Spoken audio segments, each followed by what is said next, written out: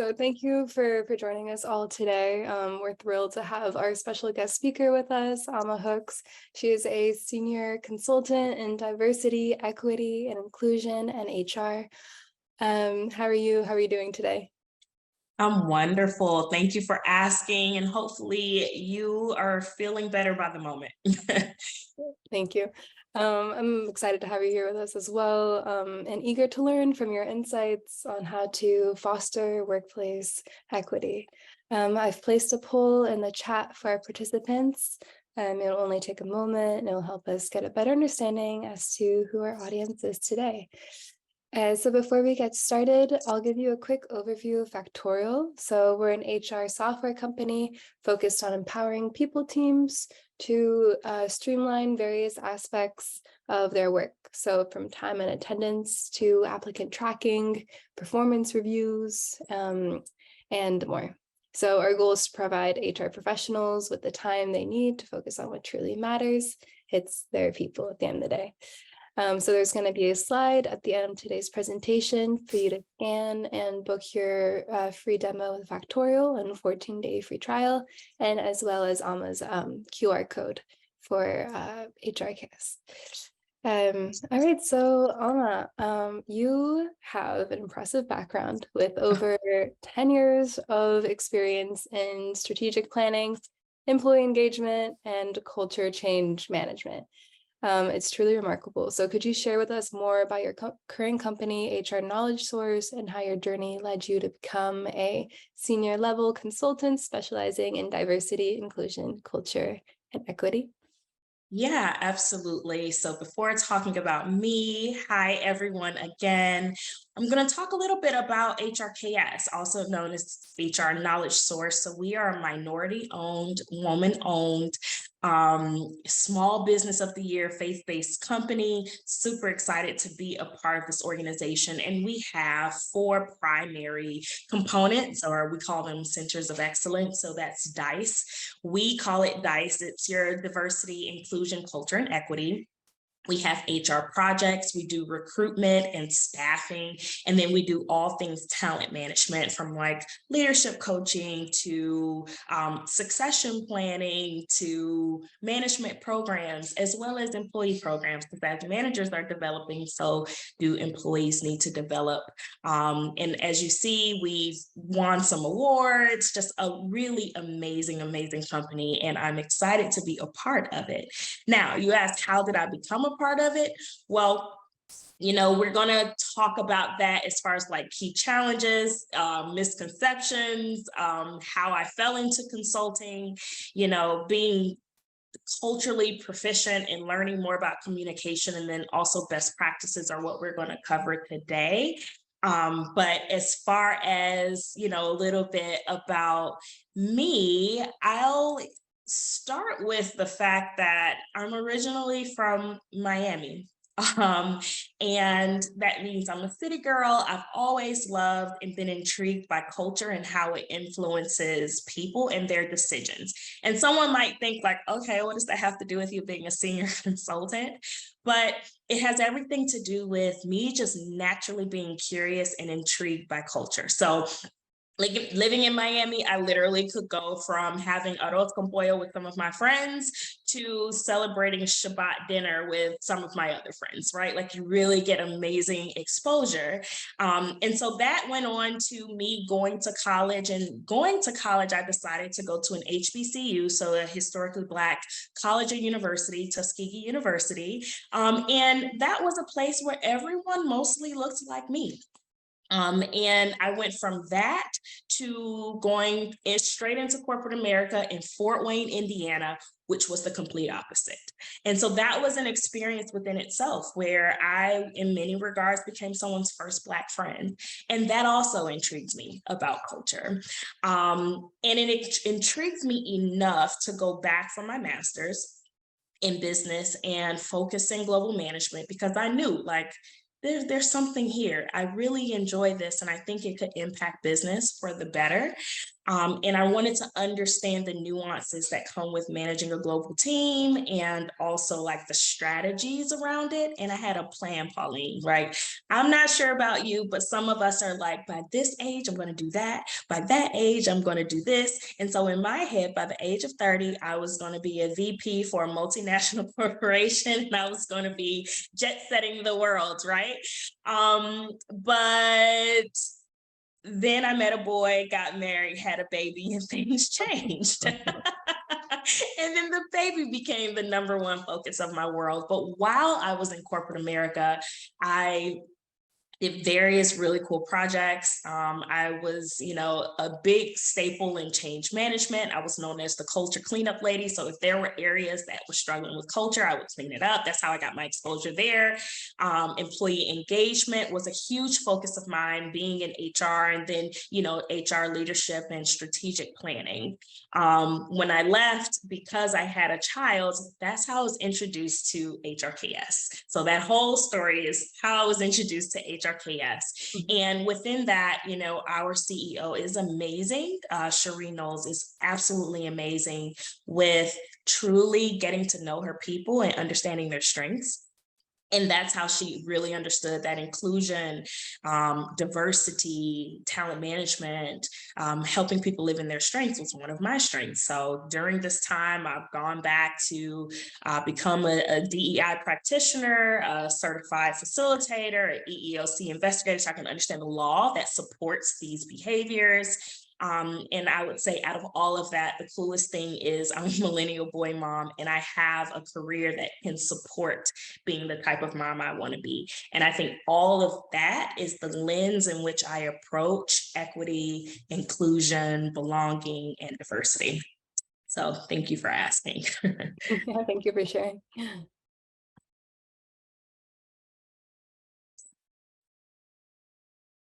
So when we think about, key challenges that an organization can commonly face, especially when striving to foster workplace equity.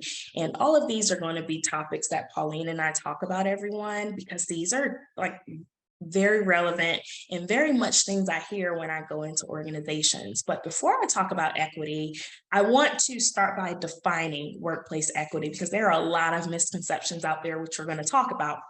But it is the practice of ensuring that all employees are provided with equal opportunities, resources, support, regardless of their background. So it's really like that needs-based approach to see, what does my team need? What specific things can I provide so they can be successful?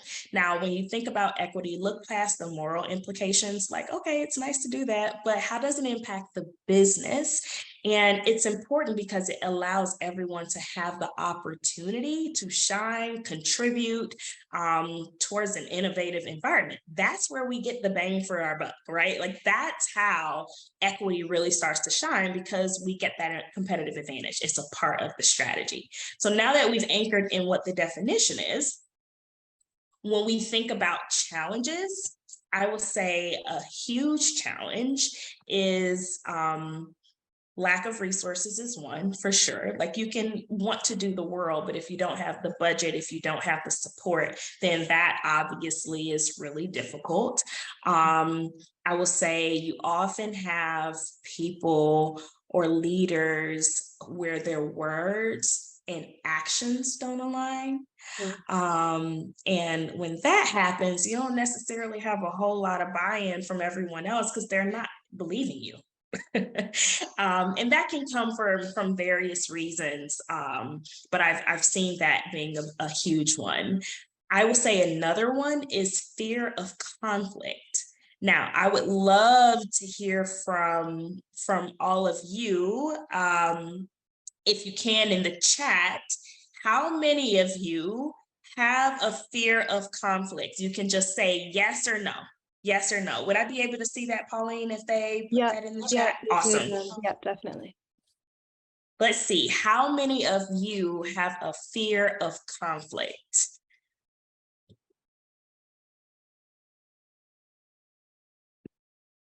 Let's see.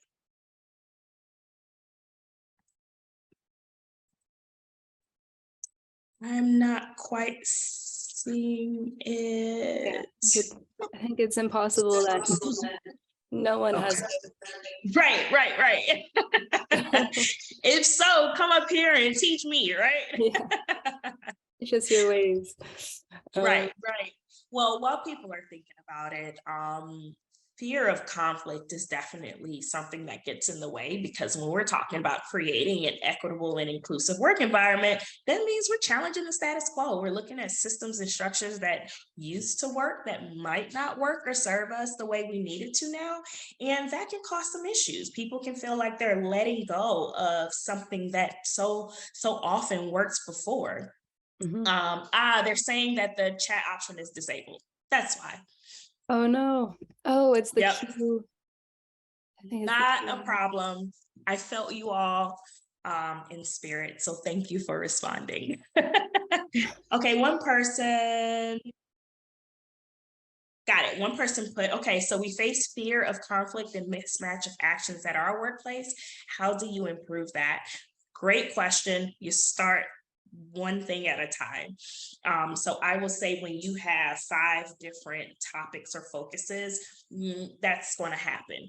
When you choose the one and then you figure out what are measures of success, which we're going to talk about that a little bit more, find measures of success to support the one thing. How can we win every day, every week, every month, every quarter, regardless of the whirlwind? What's the 1, 2, or 3 things we can do to make sure we're contributing towards a more inclusive workplace? At first, it might not seem like you're impacting a lot, but just like raindrops, you'll eventually see that puddle. So I would say create the goal, figure out what are tactics you can do to accomplish the goal, regardless of what the whirlwind of work in life provide. Measure that, celebrate that, and make sure you find moments to look back and assess that progress. Really great question. Thank you, Preet. The last thing I will say is the resistance piece. So when we look at trying to foster a workplace environment that's equitable and inclusive because of the fear, then you get resistance. And when you see resistance, everyone, I want you to remember this. When there's resistance, don't take it personally, even though it's hard not to. Don't take it personally. Just understand that there is a misalignment, not only in expectations, but also of understanding. So when there is resistance, there's an opportunity to explain more. There's an opportunity to connect more. There's an opportunity to hear more opinions so they can see themselves in the change, if that makes any sense. Yep. And I think this ties in with like old practices and ways of thinking that have seemed that are comfortable because it's something that they've been doing for a very long time. And so exactly when something like a new idea, when it comes to innovation like that, it's a process and that can be extremely challenging. Yes. And when you said old ideas, one question I love to ask, Pauline, is what do you feel like you're losing by implementing this change? Yeah. And it could be a myriad of things. And sometimes people don't want to be completely transparent with the things they're losing. But I've heard everything from, you know what, I feel like I'm losing like my superpower. I used to be amazing at communicating and now I gotta watch everything I say, right? Like what now? Or I feel like I'm losing my comfort because this is what I've mastered and that I was valued because of that. And so now you're getting to the foundational issues of why there's resilience. If you know the why, you can solve for why. You can't solve for something you don't know, right? So thank you for saying that was just the old way of thinking and ways to try to get past that. Yeah. Awesome. So moving on to the next slide, you have worked with a diverse range of organizations from global Fortune 500 companies to nonprofits and universities. I'd like to know what are some common misconceptions or myths about workplace equity that you often encounter, and how do you debunk them in your consulting work? Yeah, absolutely. So there are several, but I'm going to just name a few. Mhm. One, equity is a handout. Hear that all the time. I worked hard to get here, so they should work hard to get here, or why should this impact me, right?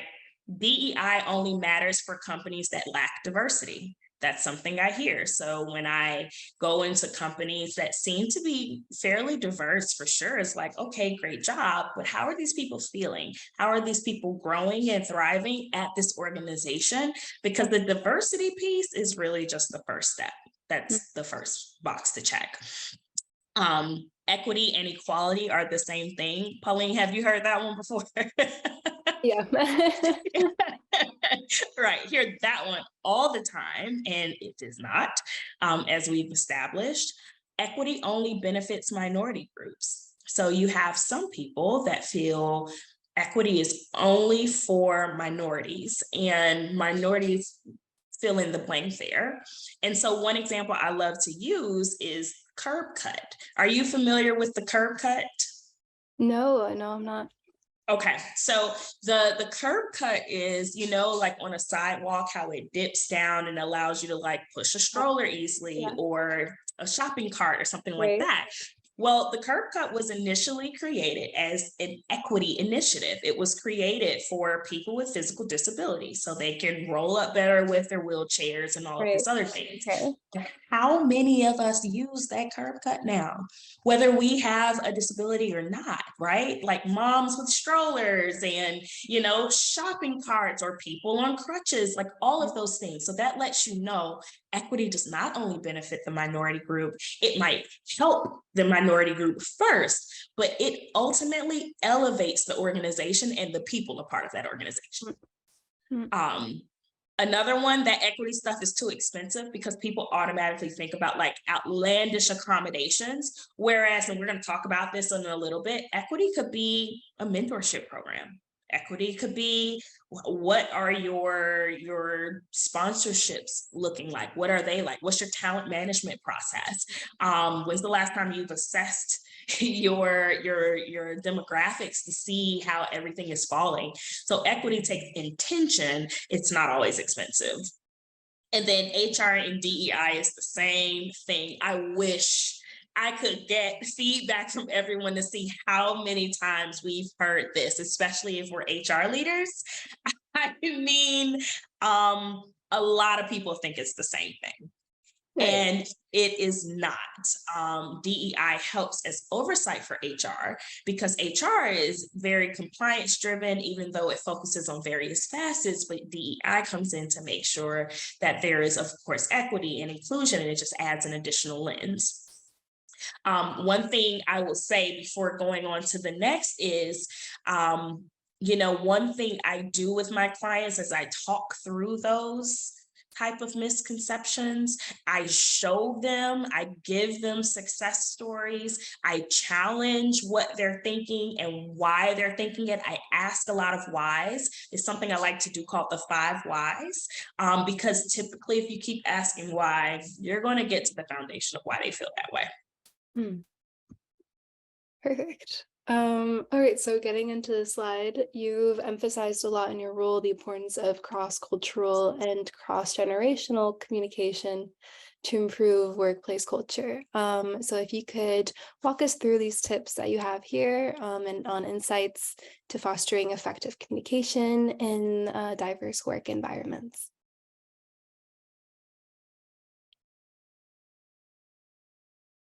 I'm on mute. Yes, Oh, absolutely. yeah. Okay. When you think about communication in diverse work environments, there are various things you need to think about. One is clear and concise communication. And so these are different questions you can ask yourself, and these are different questions you can ask the person. Do you prefer brevity, right? Does the person prefer brevity, just short, substantive, but straight to the point? Or does a person prefer more context? Do they need a lot more context to truly understand what you're saying? I said the person and not the group because none of us are monolithic, right? So just because I'm a Black woman and I prefer concise communication doesn't mean the next millennial Black woman prefers concise communication. So that's why it's important to get to know your team and ask these questions during the one-on-one, during the onboarding, during the check-ins, to really understand how is your communication landing. When we also think about clear and concise, remember, clear doesn't always mean bullet pointed email straight to the point. Clear means what makes sense for the person. And then you asked about generational differences. I've actually noticed that there are less generational differences that cause issues than like compared to work styles. So yes, there are generational differences. Do I notice some of my clients prefer to always hop on a call or always like have a meeting instead of sending a Slack message, right? Like I noticed that, but that doesn't cause as many issues as people would think. Work styles do. So are you a person that doesn't care about the details and you just want to hurry up and get the job done? Or are you a person that wants all the details before you can make a decision? So when I hear like, oh, they're stuck in their ways, or oh, they have no humility and they just want to move up in the first 2 months they've been in the organization, I think to myself, what's their work style? What does accomplishing goals mean to them? How do they want to do it? I think to myself, okay, do they prefer to support the team? Do they prefer to be out front? All of those are work styles. And that is a little less of like generational differences, if that makes sense. Before I move on to the next one, are there any questions? Because I see some people can put questions in the chat, in the Q&A. Are there any questions about just the clear and concise communication, brevity versus not, direct versus not, context, work styles versus generational differences? I'm gonna pause there.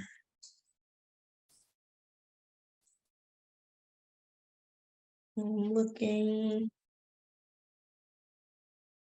All right, and while people are thinking, We can cultural also address the Q&A, and if you guys want to just write your questions throughout the presentation, we can address it all. Absolutely. Absolutely. Cultural awareness and sensitivity, huge, okay? For example, how does someone feel about their personal space? That is a cultural awareness.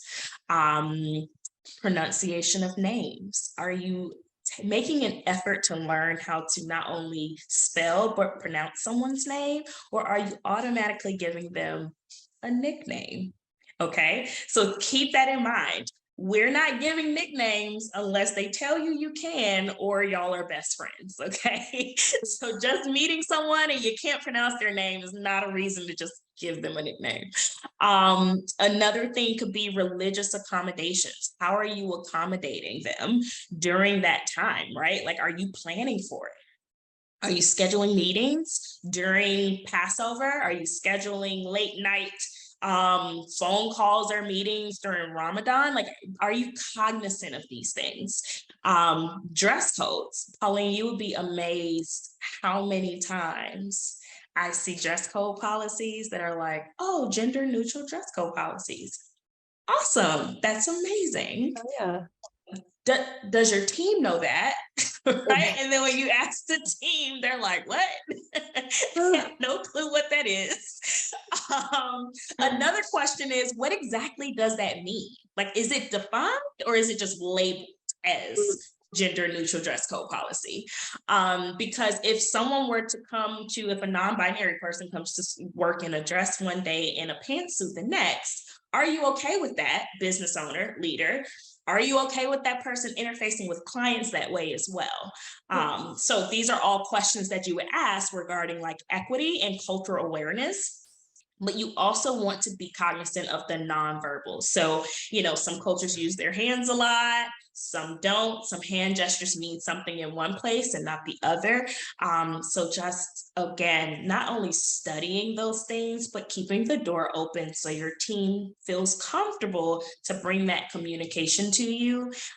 If you drop the ball and kind of like put your foot in your mouth.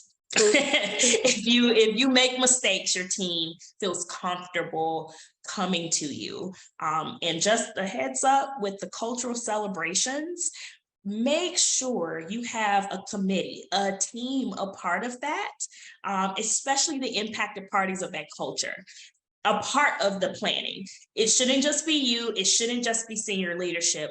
You need various ideas and implementers when it comes to that. Obviously, listening is a huge one. That listening, meaning just be quiet, listen to what people have to say, but listen to learn and not listening to respond.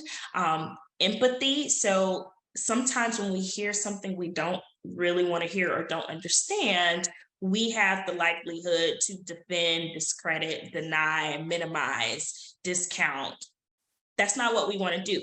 We want to really try our best to understand that person's perspective, where they're coming from, learn more about it. So if you don't quite understand, ask more questions, right? Because that is a part of the listening. Also, in different cultures, silence means something different. So someone can say something and you're just sitting there waiting for them to respond. It might feel awkward, especially for many Americans. It's a part of our culture to get straight to the point. But then other cultures, you're sitting in the silence, right? And then if you interrupt that, that's seen as disrespect. So just knowing that. And then modes of communication. Does the person or team prefer email, prefer, you picking up the phone, prefer text, prefer a Slack message? When should I do one-on-ones? When should I do team? So really understanding how, when, and making sure it's accessible. That helps with communication in diverse work groups. Great. We actually have a question in the chat. Until a year ago, I did not know if we had a DEI department. How do we encourage better information from them? Oh, that's such a good question, Susan. Thank you for asking that. So one is having a meeting with them and just asking what some of their initiatives are. Because one thing we don't want to do is start questioning and then they get defensive. Like, I'm working on all these things, you don't even know it, right? So you want to ask what initiatives they're currently working on and how you can help with those initiatives. When you ask how you can help, then you open the door to know what you can actually help with. And then they can lay out those things. If they don't have anything, that's when you can make a suggestion. A suggestion could be, well, when's the last time we've just assessed our organization, like done an audit, right? They may have an answer, they may not. If they have audited the organization, then it's a great time to ask about the results, because you'd be surprised, Susan, how many times there are audits or surveys or all this work done on the front end, and there is nothing that's been done with that information. And now employees feel like, I've wasted my time. And that's the last thing we want. So to recap, I would schedule a meeting with whomever's the head of the department, ask about the current initiatives, ask about the strategy, ask how you can help. So there are specific things they can tell you that you can help with. If they don't have anything, suggest an audit. If they've already done the audit, ask to see the results, to see what part of it you and your team can start impacting. Hopefully that was helpful. Awesome. Keep the questions coming. I love them. Thanks, everyone. All right, so many of our attendees may be curious about data and analytics in the context of workplace equity. So how can organizations effectively leverage data insights to drive meaningful change in promoting equity? Yeah, so like I mentioned to Susan, you really want to just audit your organization, see where you are initially. There are various audits out there. There are many companies, a plethora of companies that can come in and do that. But while you're auditing, start with whatever data you have. Like Pauline, your company specializes in data, right? So the person is looking at the data, they're leading with the data, and they're following with the passion. So they're not leading with the passion, because that means you're going in looking for something specific, and that's called confirmation bias. So we want to go in just, okay, I want to look at numbers, I want to sort, I want to see if there is a story that just jumps out at me. By doing that, you can look at various demographics, you can look at turnover numbers, you can look at retention numbers, you can look at pay numbers. All of this would be a part of that equity audit. But you're looking at those and you're sorting by gender, you're sorting by age, you're sorting by tenure, race. You're also sorting by leader, because it's also important to know, is there a specific leader that has higher turnover than another? If so, why? Is there a certain shift? Is there a certain department that typically has higher turnover than another? Okay, cool. While I'm looking at that, how can I start slicing and dicing? That is a technical term. How can I start slicing and dicing this information by race, by age, by demographic, any type of demographics, to start looking more granularly at that information? So lead with data. You're just looking at numbers, see if it starts to tell a story, follow with that passion, to then follow up with conversations. We don't just want to go off of data. We want to hear anecdotal type of support to what we are seeing. You also want to create metrics. So what gets measured gets done. And when we look at that, you can look at things like retention and turnover, like I mentioned. Representation metrics are really important. So especially when we're looking at leadership, promotions, performance, pay, all of these are metrics that you can create. Engagement scores, huge. But when you look at those engagement scores, are you just saying, yep, we did good as a company? Nope, we didn't do good. Or are we now trying to find out what that story is, and then going to the employees and getting feedback, having conversations, doing those one-on-ones, doing those focus groups, those listening sessions, to see if my anecdotes are supporting the metrics that I see. But while you're doing that, also look for areas to celebrate. Like, you want to know, if you have good engagement scores, that's awesome. If you increased pay equity by 20% in the last 3 years, celebrate that. That's amazing. Be transparent with that information and like sing it from the rooftops. But while you're doing that, also be able to communicate and listen and get that buy-in from areas that might be a hidden spot for you. But all of that takes follow through. So you see the information, what are you doing with the information, and how are you communicate what you're doing with that information to your team, so people aren't wondering, like Susan mentioned, what is that department doing right now with all this information? Amazing. I'm gonna put in the chat a couple of templates to help you guys out. If Awesome. you want to learn a bit more, as to what Alma just said, as to how to get started with the data. We have an HR KPI free template to download, and an HR audit checklist. What is an HR audit checklist? How to get started on that, to simplify your HR processes. Awesome. Great. Thank you, Alma. So You're welcome. now a success story, the fun part. Could you share with us your experience as to, a success story from your experience where you've seen a company successfully transform its workplace culture through the implementation of equity initiatives? Yeah. So this actually didn't start off as an equity initiative. It's so funny. You remember I mentioned a misconception is like DEI is HR, and most people think HR just hires and fires people. Yeah. So we were brought in as an organization to figure out how this organization can like hire more people, because they had a turnover problem, and so they thought the remedy was, we need to hire more people, help us figure out how to hire more people.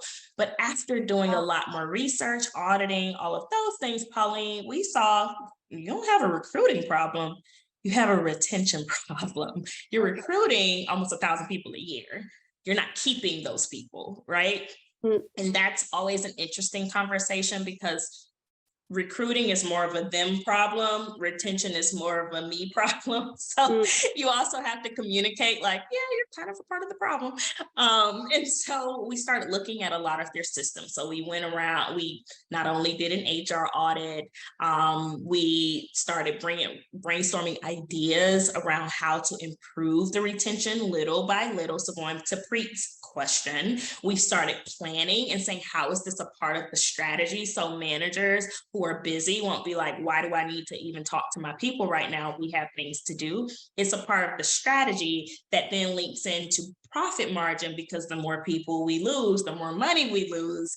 And then we celebrated successes. So some of those successes were, we saw their training program was abysmal. We created a training program for them. We saw that there were some gaps in leadership, so we did a leadership program. We called it, the company academy, and then we had various questions or various, I'll say, workshops that we provided.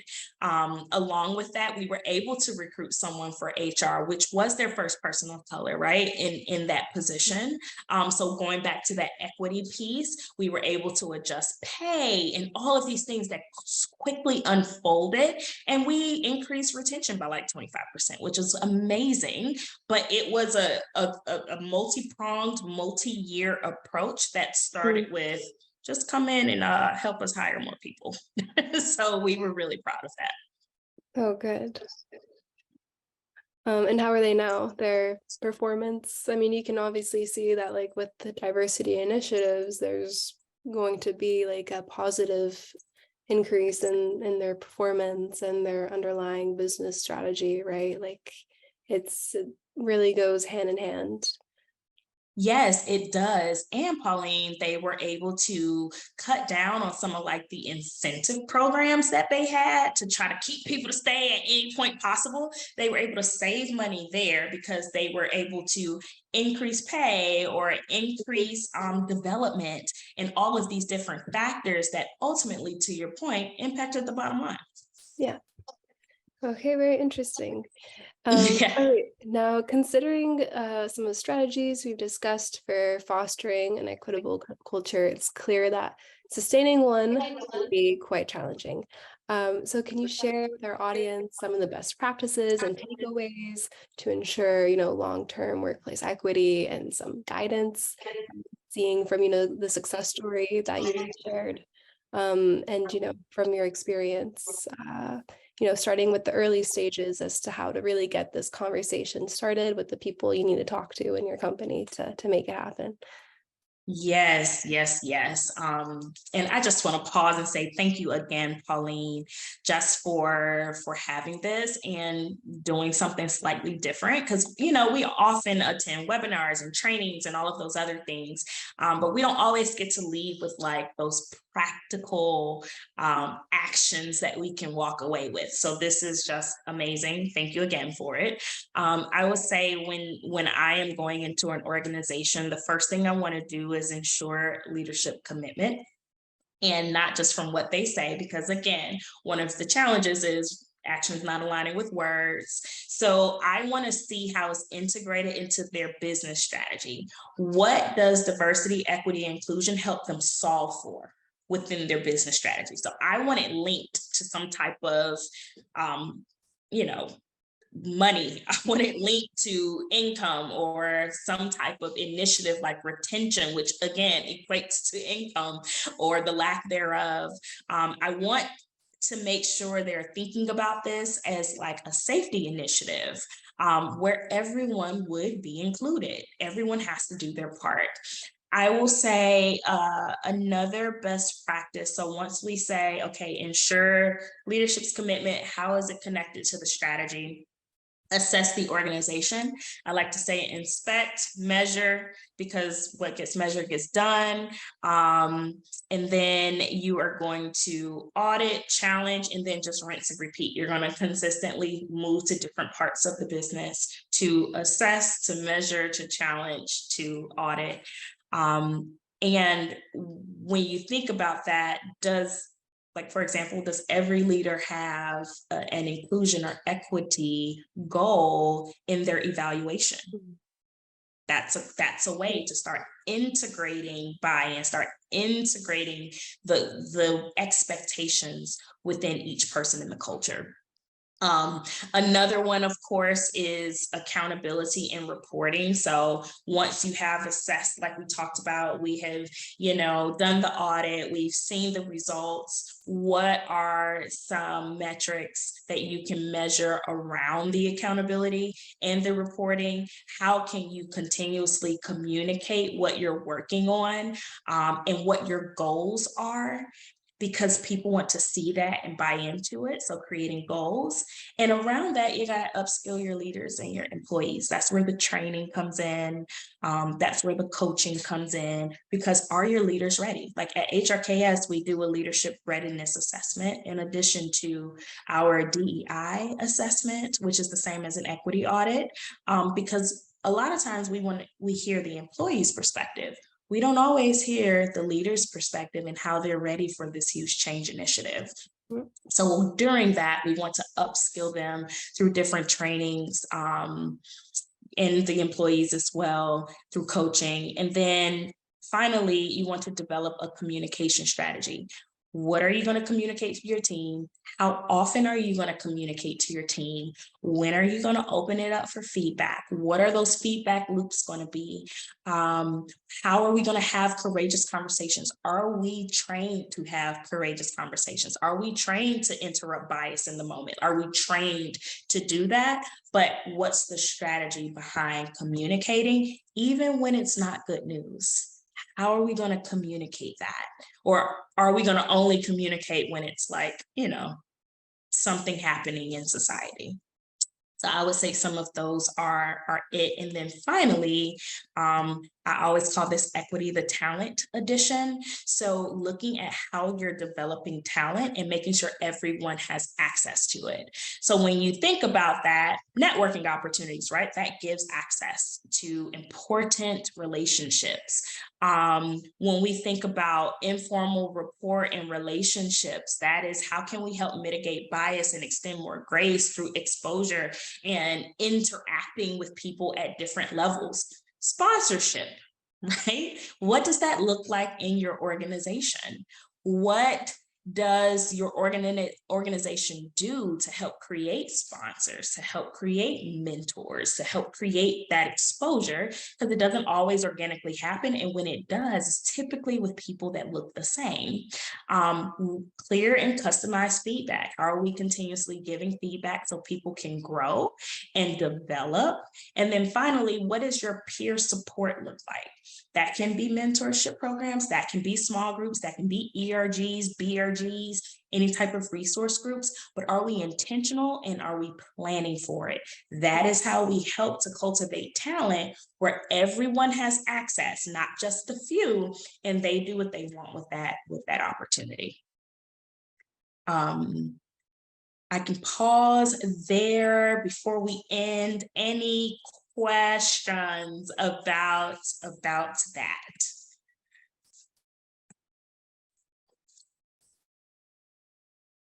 All right, and while we're putting it in there, this is just a reminder, impact outweighs intent. So we might try different things at our organization and we might have the best intent ever, but the impact is how the other person experienced that situation, that change.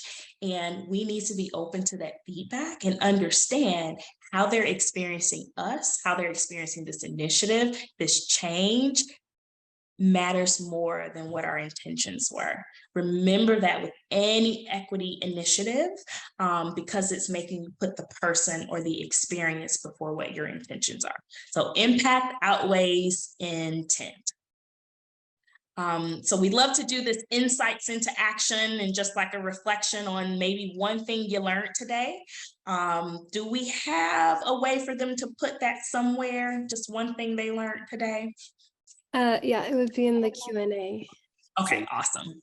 fortunately, the chat is disabled, but I will fix that for the next one when I All good, all good. But yeah, we can always go to different webinars. We can read books, we can listen to podcasts, YouTubes, but education is entertainment if you don't have an action. Okay, so what is an action? What's one thing you can take away from today where you can say, I might try that at my organization and try it for 30 days, see if it works. In the meantime, please connect with me on LinkedIn.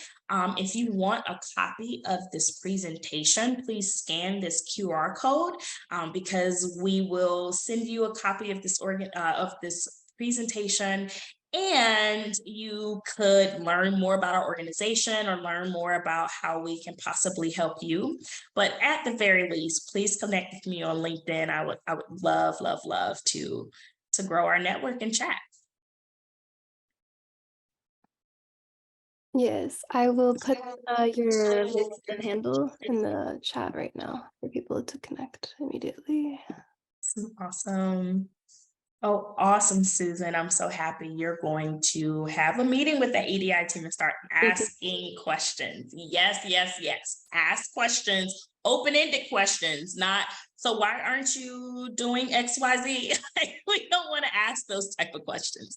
Open-ended to truly learn. Awesome. All right, I'm happy to see people are getting started today. Wonderful, wonderful, wonderful. All right, and yeah, if I included the book your demo in the chat, the link. If you want to talk to one of our experts, you can also scan the QR code as well. But other than that, Alma, thank you so much. We got to wrap up here. Awesome. But thank you so much for the incredible presentation. Really, like it was so informative and concise. And most of our attendees from the here are saying that they came on this webinar to seek strategies to improve their workplace DEI initiatives. So I hope that this was helpful for everyone. And yeah, thank you everyone for joining. It's lunch hour here. People must be hungry. Alrighty. Yeah, Alma, thank you so much. Thank you, Pauline. Well, you have a wonderful, wonderful day and feel better. Thank you. Alrighty. Thank you. All Bye, right, bye, everyone. everyone. Thank you. You.